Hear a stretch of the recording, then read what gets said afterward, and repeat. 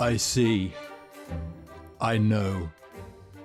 I began to see when I was not yet born, when I was not in my mother's arms, but inside of my mother's belly.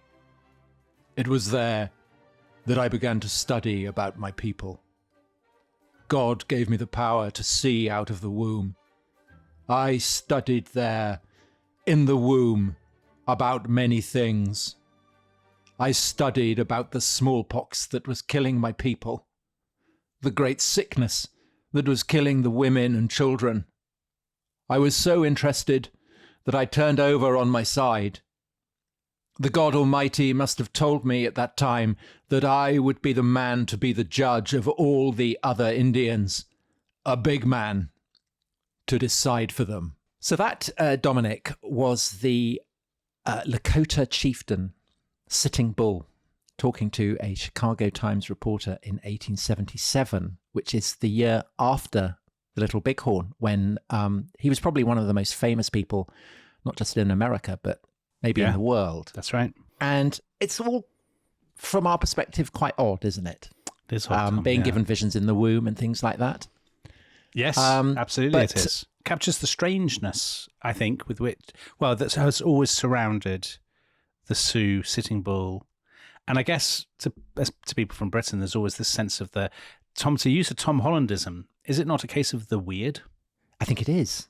And that, for I guess, is also completely part of the fascination and charisma of not just Sitting Bull, but of the Lakota and the Indians generally, who back for Custer and people like him back in the late 19th century were objects of fascination, but also seen as savages, as primitives. And obviously that is a perspective that has changed quite radically over the past decades. It has, but that sense, it has absolutely. So you and I would have, well, when I was growing up in the 70s, cowboy and Indian films were still on TV a lot. I had children's books. I can remember them. Ernest and the Wild West. There was the Ladybird book. The Ladybird book of Custer. Custer's Last Stand. Yeah. And those books freely use the term, which a lot of people now find very offensive, Red Indian, right? Or indeed Redskins, like the Washington Redskins. But there was always a sense of, you call it the weird, that sort of, that the divide between the world of the everyday mundanity and the supernatural was very thin with Native Americans, and that still hangs over them, right? This sort of sense of, all the books about them are called things like the earth is weeping, the earth, what are they called? The earth is all that lasts. And there's this in the 90s, there was Sacred Spirit, which was kind of ambient music put to Native American chanting. And it kind of conveyed an idea of timeless wisdom. Yes. I suppose. A sense that Native Americans were guardians of the earth. All of that stuff is still very apparent. So if you go, last year I was traveling in the American Southwest, and in the shops and stuff, there's still a lot of, buy this lovely blanket, here's a CD of people chanting, here's some sort of incense that you can burn that will make you commune with the spirits. Sort of new agey, I guess, is the... And the thing about being timeless, so as we will discuss in today's podcast, which is all about the Lakota, about Crazy Horse and Sitting Bull, their world is absolutely not timeless. Their world has changed enormously, and it's always changing the whole time, and nobody's in the right place. Everybody's customs have changed a lot in recent years. They are as liable to the influence of technology and trade and all those things as anybody else. So it's a huge stereotype. So the classic image of the Plains Indians, as they would have been called in the 19th century, is they're hunting buffalo. They have horses. They have guns. They're not just armed with bows and arrows. And obviously all of these are very recent. Totally. Exactly. By the way, we've already, so far in the first few minutes, gone all over the shop with our nomenclature, haven't we? Because we called them the Lakota, the Sioux, we've used Native Americans, and we've used Indians. And obviously the one thing that they're not is, as it were, Indians from India, which is a label put on them by European settlers.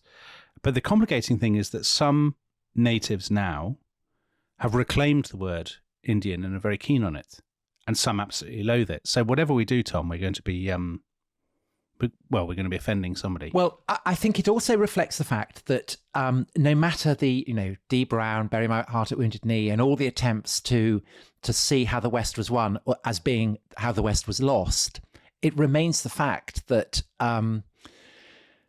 it is a Western, white, American historiographical tradition that frames this story. Totally, wouldn't you say? And it's It really, is. really difficult to get back into the mindset Impossible. of a people whose traditions and way of life are utterly devastated over the course of the period that we are describing. So much so that it's you don't even appreciate often the entirety of what has been lost. And that sense of the strangeness, of the weirdness, of course, it's only strange and weird to us. Yeah, absolutely. It's not to them. No, you're absolutely right. Even that quotation that we began with, by the way. He's doing, because he's giving it to a newspaper man. Yeah, it's from and so he's playing a part. He's playing a role. Yes. And he'll go on to play the role of the Indian chieftain in Buffalo Bill's Wild West story. Exactly that. It's filtered through the newspaperman. And even, all the books that I've read, all those books that I was just talking about, the earth is all that lasts, the earth lies weeping, all that kind of, the vast majority of them are by white American, university academics who are often putting on a sort of cod Native American voice when they're telling you the story. But I would say that even if you are, I hesitate to say this because obviously I'm way out of my comfort zone, but I would suspect that it is very difficult now, even if you are Lakota, even if you are steeped in the traditions of your people, to get back to the mindset of someone like Sitting Bull, who lived in a world that was not yet entirely American, because the scale of the devastation, the cultural devastation, is so profound that everyone in America now is completely Americanized. Yeah, I think there's a degree of truth, and of course we know what they didn't. We know how the story plays out, which Sitting Bull never knew. Sitting Bull. But I think part of the tragedy and the heroism of this story is that they kind of do know. The smartest of them do know, right? And as we'll see, do know. Sitting Bull has a power to see into the future. At least that is what people believe. His people believe it. He believes it, and the visions that he gets, although they do foretell the great victory over Custer that will happen at the Little Bighorn, there are also, it's full of ominous forebodings as well. All right, Tom. We'll get onto that in due course, but maybe we should crack on with the story. Let's start. Should we give some very, very broad context so the camera will kind of zoom in as the first half of this podcast continues. So let's go back to the very beginning of this story, the very, very beginning. So 1492, Columbus arrives in the New World. In today's United States and Canada, how many native people are there? There are probably somewhere around the region of 4 million, 3-4 million. Some historians would go as high as 7 or 8 million. But that number drops incredibly dramatically over the next few centuries, largely because of disease, not because of campaigns, battles, or anything like that, but it's smallpox in particular. So by 1776, the birth of the United States, that number is probably halved. And then as the former, what were once the decent, law-abiding, tax-paying American colonies expand, they become independent, and then they expand westward. Disease obviously travels, and the number of native peoples continues to collapse. So by about the early 1800s, there may be fewer than 750,000, and continuing to fall very quickly. Now you compare that with the population of European settlers and African slaves, and their descendants. That number is surging from about 5 million in 1800 to about 25 million in 1850. So at the heart of this story is a massive demographic mismatch. But also, Dominic, a movement west, right? And a movement west, exactly. And the more westward you move, the more the mismatch widens. Because by 1860, I read an estimate, there were 1.4 million Euro-Americans in the Trans-Mississippi West. By 1890, an estimated 8.5 million. So that sense of a tidal wave of people moving westwards, kind of submerging and swamping the plains, the peoples of the plains. A sense of it being like an unstoppable natural phenomenon almost, although of course it isn't. Now, a really important thing for people to get into their heads is that there is no sense of unity whatsoever among the native peoples of North America. So those people who listen to our podcasts about Cortez and the fall of the Aztecs will remember that the people of Mesoamerica spent all their time fighting among themselves. There was no sense of unity against the Spaniards. And it's exactly the same story here. There's no sense even, they don't think of themselves as Indians. They don't think of themselves as part of a common ethnicity, because in their mind, they're not. They're not at all. They're big rivals. You know, if you're a Pawnee or something, your big rivals are the people over the next hill that you're fighting for hunting grounds with, not the white settlers far away on the coast. But don't you think by the 1860s, I mean, I entirely accept that, but that by the 1860s or 1870s, there is a sense on the part of the various peoples who are living in the Great Plains, who are not white, that the white settlers are a kind of quantum difference. I think possibly by that stage, yes. And certainly among some of the more far-sighted leaders, so we'll come to a guy called Red Cloud later, there are people who say, listen, hey, these white people they're not just another variable. They're not like us. They're not another tribe. They are they're a transformative factor.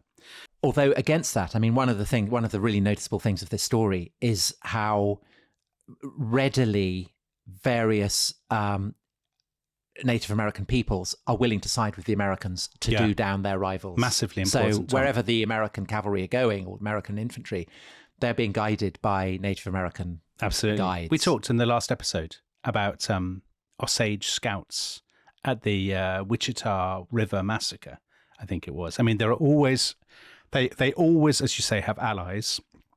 They have there are some who sort of tend to side with the United States. So the Crows or the Pawnee, they're often allied with the Americans. And actually the Lakota Sioux, yeah, they're allies, aren't they? They are allies at the beginning of the 19th century. Exactly. So there are lots of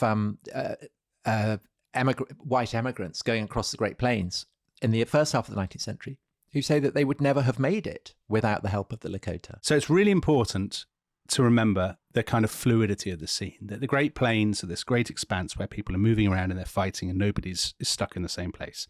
And stealing each other's land. Everybody's a conqueror. War is the way. Okay, so 1776, when the new United States is born, how does it propose to deal with all of these peoples to the west? The answer is, at first, they sign lots of treaties. If you go to and then they break them. Yeah, if you go to the Museum of the American Indian in Washington, there's a huge exhibition about treaties, all of which they end up breaking, sometimes willfully, but also sometimes because, frankly, the treaty proves outdated, because a huge wave of settlers arrives and the federal government can't control them. Make a very sort of feeble and half-hearted attempt to restrain them, and it ends up completely futile. I mean, that was a huge part of the American Revolution. War of Independence, wasn't it? It was. They didn't want to be restrained. They couldn't, the British didn't want to. The British were trying to uphold treaty that said you can't go so far. Yeah. And the American settlers just kept ignoring it. Then in the sort of, let's say the 1830s or so, there's a change of tack, associated very much with President Andrew Jackson. There's a policy of what is called, very euphemistically, removal. We might call it actually ethnic cleansing. So this is to take tribes like the Choctaws, the Chickasaws, the Creeks, the Cherokees, the Seminoles, and to physically move them hundreds of miles to the west of the Mississippi, get them all out of the area east of the Mississippi. If we basically dump 300,000 natives west of the Mississippi, then all the rest of the land will be for us. And at the time, people say, well, this will work in the long run, because actually, why would we even want to go to the Great Plains? There's nothing there. There's no point. It's not suitable for human settlement. So they talk of a permanent Indian frontier, this chain of forts that goes from Minnesota to Louisiana, and they say everything to the west of that, let them have it. We don't care. But obviously, almost straight away, that collapses because, first of all, people want to build trails to get to Oregon and California and so on. Then the Bozeman Trail. Yeah, the Bozeman Trail. I think that's my top trail. It's your favorite trail. Yeah, I love it. The Bozeman Trail. And then, of course, you get the gold rushes. So 1848, in the middle of the Mexican-American War, when the United States is going to acquire a lot of territory, gold is discovered in California. You get mass migration. So at this point, people are setting off in stagecoaches and wagon trains and all these kinds of things. And of course, later on, there will be railroads going across the Great Plains. And so at that point, the Great Plains is suddenly back on the table. You know, the native people don't want all these people coming through their lands to get to the gold of California.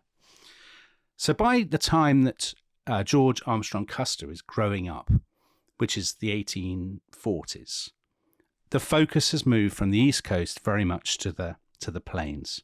And as we said, the plains is this huge, vast landscape of constant warfare and conquest and battles for hunting grounds. The culture of the peoples there has been transformed by the arrival of the horse. So Theo was very keen that in the last episode, we forgot to do this, that we point out that horses were European, that it was Europeans who brought the horse. Although, of course, America. Originally the horse was American. I know, isn't that weird? So what happened to the horses in the meantime, Tom? They went extinct. And then they returned. The Yeah. return of the horse. The return of the horse. Anyway, the horse returned. And so then you get the rise of big-scale buffalo hunting. So that just- wouldn't have been possible without No, horses. it wouldn't. And so the habit of buffalo hunting changes, because in the 18th century, it's still very much a habit of chasing buffalo over cliffs. Yeah. But by the 19th century, they can gallop along, fire from, use their guns. So they are killing buffalo in the way that Europeans will. The difference, obviously, is one of massive, massive scale. Yeah, of course. But they are... I mean, later on, when the European demand for, or the sort of the capitalist demand, should we say, for leather goes off the charts, not least because people want it for conveyor belts and factories, then it's often Plains Indians who do a lot of the killing. They are actually integrated within the kind of trading structure. Although, Tom, I have to say there are some absolutely terrible stories about white settlers kind of, the train would kind of rattle along the plains. Oh, it's horrendous. People be leaning out of the window, just taking random pot shots at passing Yes, buffalo. the guns get so hot that they can't hold them anymore. Yeah, it is. I mean, the scale of the slaughter is horrendous. Yes. Up there with the passenger pigeon as one of the great tragedies of mass extinction. Oh, Tom, I know you mourn in North America. Yeah, you feel these things, don't you, very keenly? Very, very keenly. I mean, can you imagine seeing a great buffalo herd surging over the plains? I went to Yellowstone purely so that I could see buffalo in the wild. And did you? I mean, when I say wild, I use the term loosely. Yeah, did you? Yeah, I did. Oh, that's nice. Well, anyway, we'll crack on with the story. Yeah, sorry, I don't want to generate into maudlin holiday reminiscences. Anyway, again, a point worth emphasizing. Peter Cousins does this brilliantly in his book, The Earth Lies Weeping. He says, the grand irony of the Great Plains is that none of the tribes with which the army would clash were native to the lands they claimed. This cannot be overemphasized. The wars that were to come between the Indians and the government of the Great Plains, the seat of the longest and bloodiest struggles, represented a clash of emigrant peoples. A way of life was lost, but it had not been one of long duration. So that's quite surprising, because we don't think of it that way. We're conditioned, aren't we, to think of it as a clash between sort of industrial modernity and a timeless, unchanging way of life. Yeah, that couldn't be less true. And it's changed both because, well, let's focus in on the people called the Sioux now. Yes. But it's changed because they are migrants. They have moved from the east to the west. But also, as we were saying, they have horses and guns, and they are using them in a way that they simply wouldn't have done before, because previously they were kind of hanging out in forests. They were. Actually, everything about them is very complicated, even the name. So the name is wrong, isn't it? The name comes It's kind from... of French, isn't it? It's come French, and the French heard it from some people called the Ojibwa, who despised... Who hated them. And called them the snakes. It basically means the snakes, the bad guys. The bad guys, yeah. And actually, it's the Sioux, I mean, we'll still use the word, because some Sioux have reclaimed the word and say they do want to use it. So it's kind of contested and stuff. They are the people who wear the eagle feather headdress that is identified with Native Americans. They are the sort of paradigmatic, stereotypical Native Americans. So Guy Gibbon, who wrote a brilliant history of the Sioux, for most people in the world, the very symbol of Indianness is the Sioux eagle feather headdress. Even other Indian people throughout North America wear some version of this headdress at powwows as a symbol of Indian unity. So what that implies is that the Western sense of the Sioux as the archetype of Native Americans is one that other Native Americans have kind of adopted for cultural reasons, which is the kind of example of how complex the story is. Yeah, it is complex. So as you were saying, they're then kind of not in, as it were, in inverted commas, the right place. By the way, if people who remember the Aztec podcast, that was true of the Mexica as well, wasn't it? Yeah, I mean, they had migrated southwards. They had migrated southwards. Yeah. So they had originally been in sort of Minnesota and northern Wisconsin, so not that far from the Great Lakes on the border with Canada. And although, that would have been a meaningless description to them then.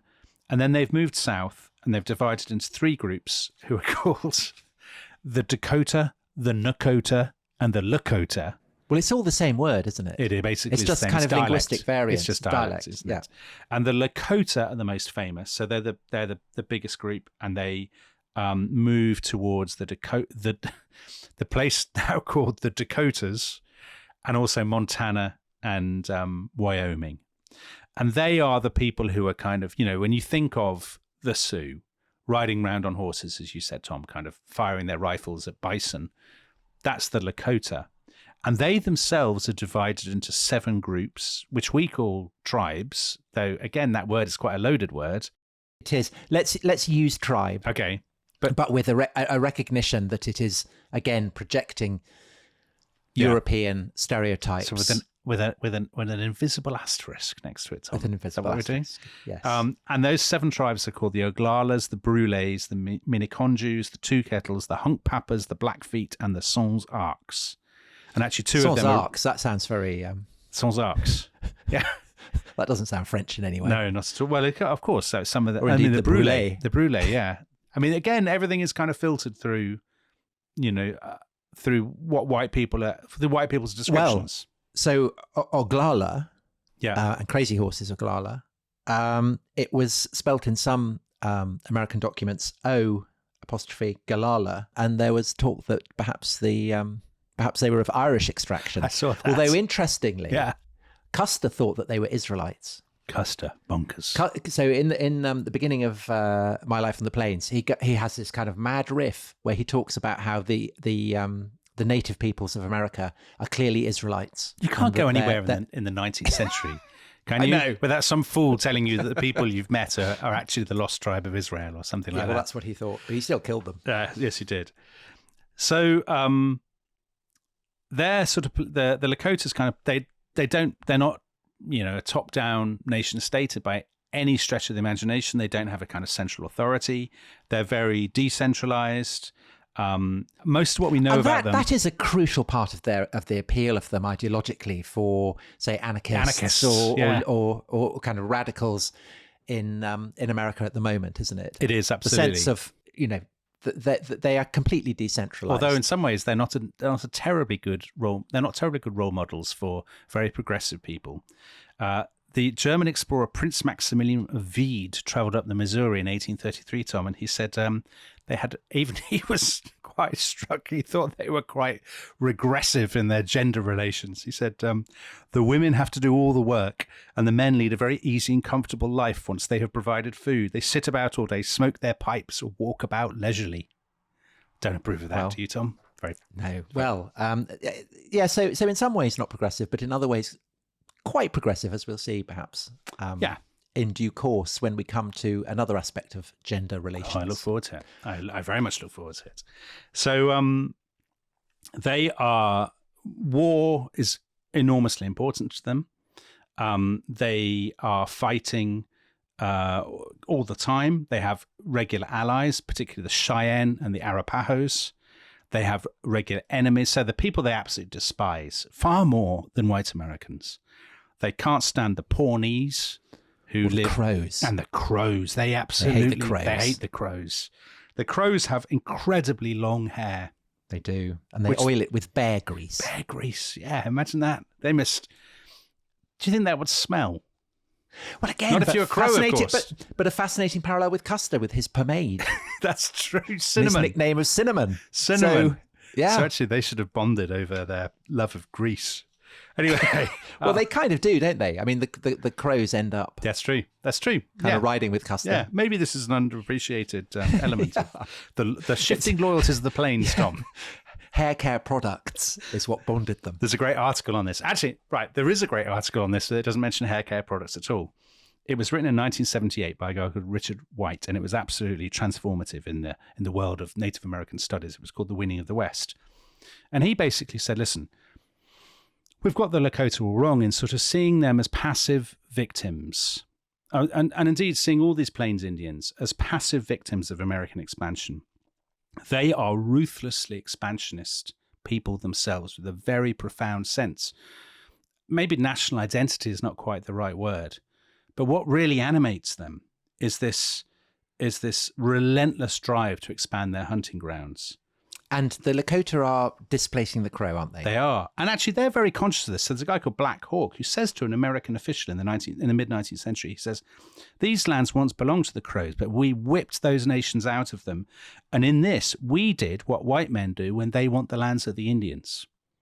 So there's a sort That's of fascinating. Yeah, that is fascinating. sense, where we were winners of the game and now we're on the losing side. But another way in which the Lakota are also, in a sense, kind of paralleling the advantages that the whites have is that they had all been inoculated, hadn't they, against a lot of diseases. The Crows hadn't. So the Crows all get, wiped out. Their numbers plummet. And the Lakota are able to move in and displace them. That's right. And also some of their rivals, like the Pawnee, are a little bit more sedentary. They're more agricultural. And that means that smallpox can sort of take hold and will destroy a settlement. The Lakota are moving around. They're more nomadic. So actually smallpox doesn't take hold with them in the same way that it does with some of the others. So again, that gives them a big advantage. And it feeds into the Lakota contempt for farmers. Yes. For sedentary people. Totally. Which is also an important part of the story. Totally. So the question is, how are the US government going to deal with the Lakota? And in 1851, they signed a treaty at Fort Laramie in Wyoming. And basically, this treaty said, you will stop fighting other people. You won't fight us. You'll allow us to build roads and forts through your territory. You won't molest our pioneers and stuff. The Bozeman Trail, Dominic. And on the other, I know you're desperate to talk about the Bozeman. What is it? It's just something about the name. Yeah. Well, Just like the name. It was driving through Montana and seeing Bozeman. Okay. Full of the romance of the American West. Okay. Yeah. Well, we'll come to Mr. Bozeman in due course. So the under the treaty, the Native Americans are supposed to do all this, be very nice. On the other hand, the government say, we will shield you from white settlers. We'll give you we'll pay you annuities. We'll give you supplies and all this stuff. Well, this treaty in 1851 is a total and utter fiction. First of all, the Plains Indians have absolutely no intention of stopping fighting or respecting the boundaries that the Americans are asking them to keep to. And on the other hand, the federal government has absolutely no intention of protecting them from white incursions, from settler incursions. So actually what happens is in the rest of the 1850s, the decade before the Civil War, there was a huge influx of miners, of people traveling on the kind of the Oregon Trail and all these other trails. So there's that. And then in the Civil... And then in 1862, Dominic, yeah, gold is discovered in Montana. Right. And the Bozeman Trail kicks off. And not only that, Tom, in 1862, Congress passed the Homestead Act. So this is under Abraham Lincoln in the Civil War. And this basically says if you go out west and you live on some land for 5 years, it is yours. You can establish your homestead and it will be yours by right. And there's a huge flood of people during the Civil War. And actually, it's during the Civil War that 6 new territories, so a territory is the kind of precursor of a state. You become a territory first, then you'll become an official United States state. And they are Nevada, Idaho, Arizona, Montana, Dakota, they're not divided into North and South, and Colorado. And to these new territories, there are stagecoach lines and telegraph lines, and of course, in due course, there will be railroads. And this is the classic thing that is often repeated now as being an expression of anti-capitalism, the idea that you can own the earth, because that is something very difficult. It is meaninless. I mean, it means and it makes no sense at all. As you can draw lines and say, I own this. Exactly. And you've got to keep out. Exactly. They can't get their heads around that at first. And it's only over time that they begin to realize what the implications of this are. So the expansion is coming, and this is obviously provoking great unrest and displeasure among the people of the plains. The other thing that happens in 1862, Tom, is that they win, the Lakota win a big, big victory against the Crow. They have been fighting for 20 years or so for a particular area called the Powder River Country, which is kind of prime hunting grounds. And in 1862, they finally get it under this bloke called Red Cloud. who's this very formidable, charismatic leader, the closest they have to a kind of paramount chief. He's their big strategist. But as you rightly said, in 1862, they find gold in Montana, a man called Mr. Bozeman, and he wants to have a trail to Montana right through this territory, and that the US government is going to build 2 forts, Fort Kearny and Fort Smith, to guard the trail. And the forts are very disruptive for Plains Indians because you get like kind of shanty towns connected with the forts. You get all the kind of the hangers on, the camp hangers on. There's all that, and it just basically destroys the ecosystem. To look at it from the point of view of those who are in the forts, I mean, they are very, very isolated. So both sides are feeling nervous of the other, which obviously doesn't foster good relations. Exactly. So Red Cloud says, "What? We've just conquered this land from the Crows, and now, like literally within kind of weeks, you're going to come in and build your forts and all that business? No way." And he becomes the figurehead for, I'm not going to use the word uprising because I think it's too loaded. It's a war. It's called Red Cloud's War. You know, it's not an uprising because they're not controlled by the US. That's their way of looking at it. It's a fair fight, Red Cloud's War.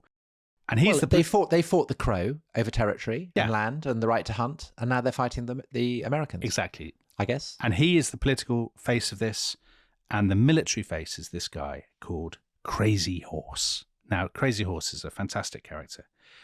Crazy Horse was probably born in about 1840, and his name wasn't Crazy Horse at first, was it? It was even before that, it was Among the Trees. That was his name.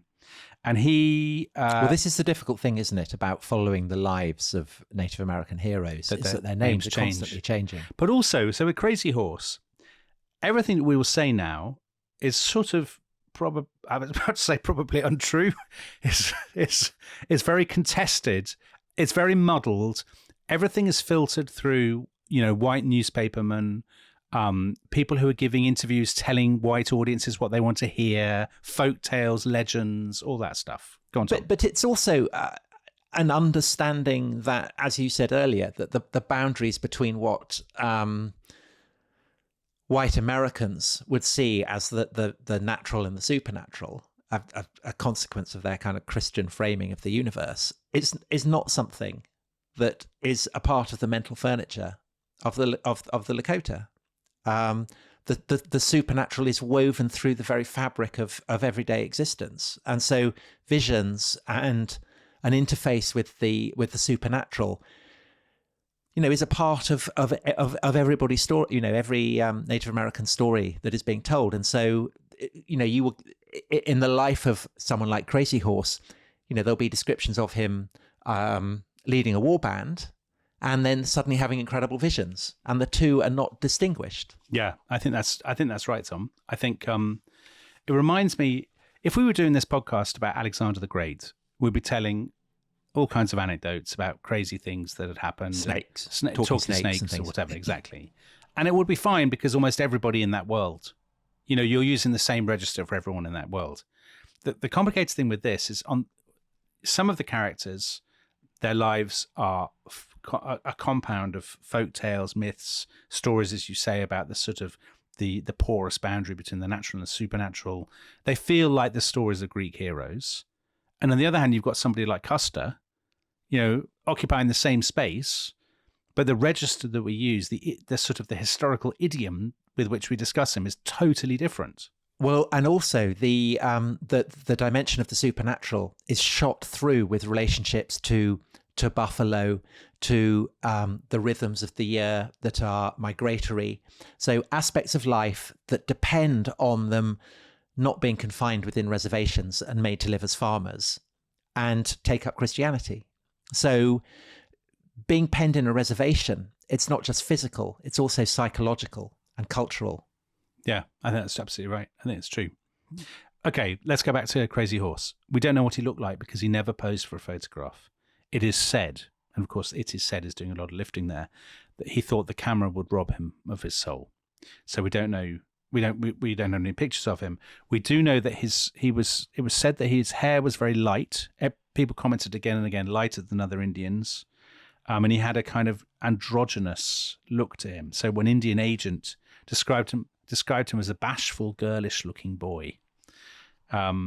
He's So like Custer being called Fanny. Custer, pretty Fanny. And they're both called Curly. They are both called Curly because he's called Curly because of his curly, sort of lightish hair. There's a story in 1850 that he single-handedly tames this kind of formidable stallion. I have to say this story sounds very Alexander the Great, and therefore I raise an eyebrow a bit. And some people say this is when he gets a name. His horse stands looking. There's a lot of different anecdotes about how he gets his name, Crazy Horse. There's a lot of just so, isn't there? It's a lot, yeah. But we can get a sense of what his early life was like because we know what Lakota boys, what happened to them, and it's actually quite an intimidating routine they go through. So at 5 or 6, they're being trained for war. That is the way of things. At 5 or 6, you're made to run long distances. You have to swim streams. You're often deprived of food or water to kind of toughen you up. By about 7 or 8, you've been given your first bow and arrows, and you're told to shoot. You're trained to shoot. You're trained to ride. You would take part in your first raid when you're about 14 or 15. You would be expected by the time you're 18 to have stolen a horse, to probably have taken a scalp. We'll get on to scalping in just a second. But you can opt out, Dominic. Yes. So you were talking about how unprogressive the Lakota are in their gender relations. Yeah. But there is, but if you say you decide that the whole scalping, it's not for you. It's not for you. This is your loophole, Tom. Your loophole is that you can put on a woman's dress and turn to cooking and things like that, and you become a winkte, which apparently is it's a kind of contraction of a Lakota word, basically meaning a male who wants to be female. So a sort of Lakota Gordon Ramsay would have been who fancied him life in the kitchen, would have been a winkte. Well, he was actually a footballer first, wasn't he? So he'd have done both. Yeah, I don't think he'd have gone for that. No. But Eddie Izzard, perhaps, would. Right. I mean, he could go for the winkte option. Yeah. Okay. I think I probably would have gone. I knew you were gearing up to this. I knew this is where. What would you have gone for? Would you have gone for the whole scalping? I'm very conventional. I would have gone for the scalping. I think absolutely, but I'd have tried to move into kind of military intelligence as quickly as possible if that were an option. A Lakota flashman. Exactly. Yeah. Thanks. Bluffing. Yes.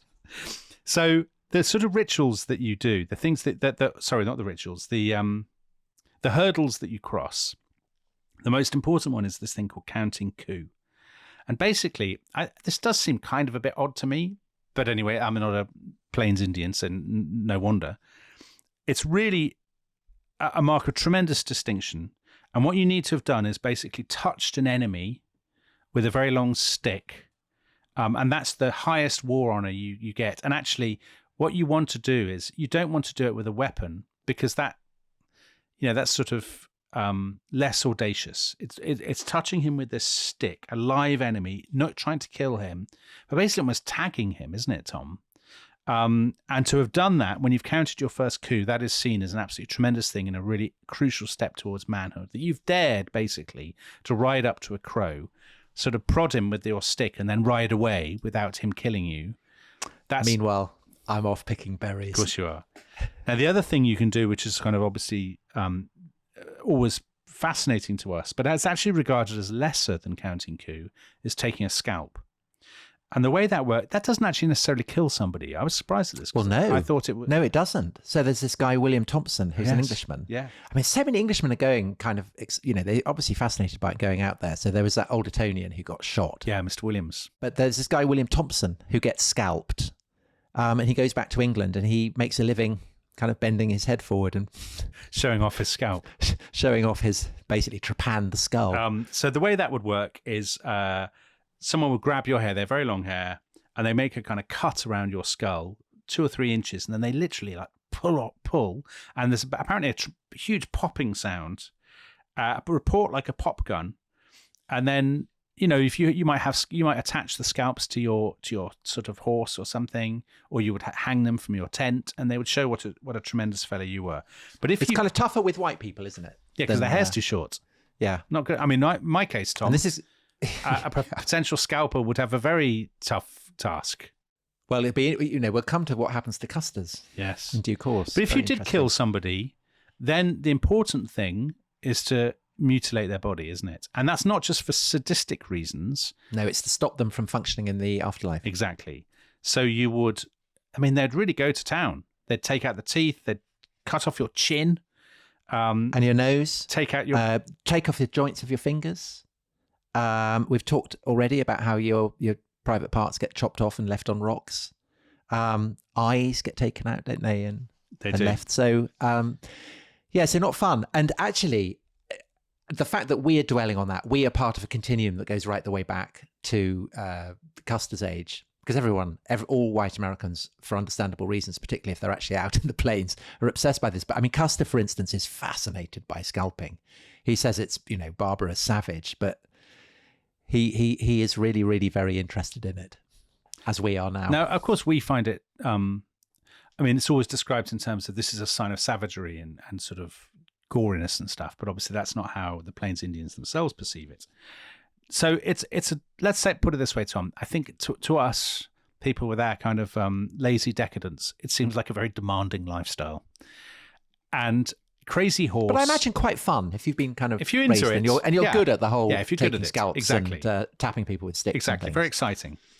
Crazy Horse is it's definitely exciting, and I think the fact it's fun and exciting is a massive, massive part of it. Right. Do you know what? It is a massive part of it because this explains why younger men in particular are very reluctant to accept a new life on the reservations, because they say, hold on, the older men are happy to accept the new life on the reservations because they've had their fun and they've proved their manhood. We are being denied our chance to have adventures. But I think it's more than just wanting to prove their manhood. I think it's the fact that it's kind of physically exhilarating.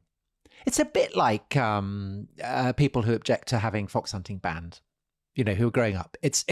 And people, you can chase, I don't know, kind of socks or something around the, on a rope or whatever.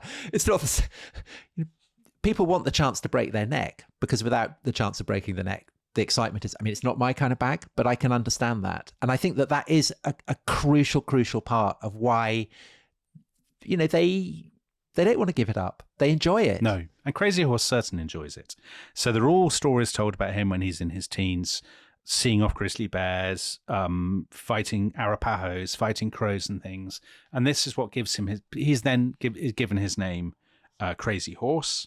Because his dad's called Crazy Horse. That's right. And his dad at one point says, basically, I'm no longer Crazy Horse. I give the name to you. This is quite common. Now, the other thing that people say about him is he's not just brave, but they say he has medicine. Now, this is such a mistranslation. I know, it sounds like a GP. It does. It sounds like they're walking around with painkillers. Your medicine is much more than that. It is a force, and it has an element of the in Harry. I don't know how. Did you read Harry Potter to your children? You probably didn't, did you? They have a thing called a Patronus, which is like a spirit animal. And as in like Philip Pullman. Kind of a bit like that, yeah, a little bit like that. So there's an element of that with these chaps. So they would have a vision, and a creature might appear to you, and that becomes your medicine, and you would emulate your helper. So it might be an eagle, and you have the swiftness of an eagle, or it might be the cunning of a fox, and you would paint that symbol on your shield, on your... What do you think you'd have? Deep down, I know it's a dog. There's no way of getting away from this. What would you have, Tom? Oh, a velociraptor. A velociraptor? That's mean you wouldn't be allowed that. I don't think they... Why not?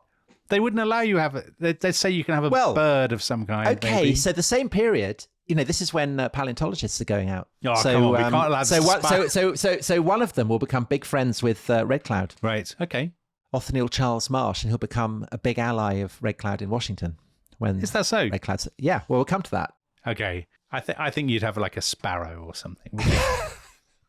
Yeah. Right, anyway. A meerkat. The vision that you have is a massively serious thing, and actually has been greatly traduced by the kind of new agey way of talking about this. You would go for days without food and water. You would sit on a mountaintop or something. Well, it's shamanistic, isn't it? It is. There's a guy, John Fire at Lakota. He said, it hits you sharp and clear like an electric shock. You're wide awake. Suddenly there's a person standing next to you who you know can't be there at all. You're not dreaming, though. Your eyes are open. people would be desperate to have visions, and they would, if they didn't have them, they would actually have to pay a medicine man for his medicine, for his supernatural powers. Crazy Horse undoubtedly has them. He has visions of thunderstorms, of being struck by lightning. There's a very famous vision he has where the wind blows grass into his hair, and then he has this vision when he knows that he has been given the role of fighting for his people, and from that point onwards, he always wears straws of grass in his hair. But he also has this famous one, doesn't he, of a man on a horse rising out of a lake. That's right, yeah, he does. Who says to him, "You must never wear a war bonnet." So he never does. And that's really unusual. So basically, he rides pretty much, I mean, apart from his pants and his moccasins, he rides naked, doesn't he? He does indeed. He's also told he can't be killed by a bullet. You will die by being stabbed, but you cannot be shot. The trouble is, Tom, with all these stories, we've had them obviously very much at third hand, by people telling scouts, Indians telling newspaper interviewers in later life kind of what they wanted to hear. So perhaps there's some degree of taking all of them with a pinch of salt. I think that's less true with Crazy Horse than with Sitting Bull. I don't think that I think Sitting Bull definitely plays to the gallery. I think that most of them do. So one of the, the thing about the photograph, Sitting Bull and Red Cloud both allow themselves to be photographed, both kind of looking as American photographers expect a Sioux chieftain to look like, but also, Red Cloud kind of pops up wearing top hats and things. Crazy Horse doesn't, because I think one of the reasons why he's such a charismatic figure and why he's maintained his allure into the present day is that he seems to have had a kind of integrity. That's probably the wrong word. He seems to have had a kind of instinctive sense that he doesn't want to compromise with his truth. And so I suspect that the stories that he tells, I mean, true again is a kind of loaded word, but I don't think he's shaping them to the expectations of his white listeners. I think he is, I don't know. I mean, I suspect that they are likely to be truer than, say, Sitting Bull's. So all the stuff about how he's been told, he paints kind of white hail spots on his body, doesn't he? And a lightning bolt down his cheek, kind of quite Harry Potter. And he ties brown pebbles behind one ear and all this kind of, he has very kind of distinctive rituals. I suspect that must be true, both because it would have come from him, but also because so many people would have seen him. It would have been his branding. He has a branding. He has a very strong, as you say, sense of his own. I think integrity is the right word. He's a loner. He doesn't join in with the rituals very much. He doesn't join in with councils. He doesn't even join in with the Sundance, the annual big religious ritual. He's a man who walks alone. But on one point, everybody agrees. Crazy Horse is by far the outstanding warrior. He's the bravest. He's the most intrepid. He is also a brilliant tactician. And so when Red Cloud's War starts in the mid-1860s, this is the moment when the Lakota are finally going to stand up to the incursions of all the kind of white settlers, to the US Army and so on. When the fighting breaks out, it's Red Cloud who is the kind of political face of it, but it is Crazy Horse who is going to be the kind of the military face, the sort of standard bearer of resistance in the field. And I think that again, this is the parallel with Custer. They've shared a boyhood nickname, Curly. But there are also obvious parallels that Crazy Horse has won fame very young, as Custer has done. And clearly, Crazy Horse has Custer's ability to spot an opportunity, to strike hard, kind of Alexander the Great style. And like Custer, he is completely fearless. But I think there is a difference. And that is the fact that Crazy Horse is never reckless.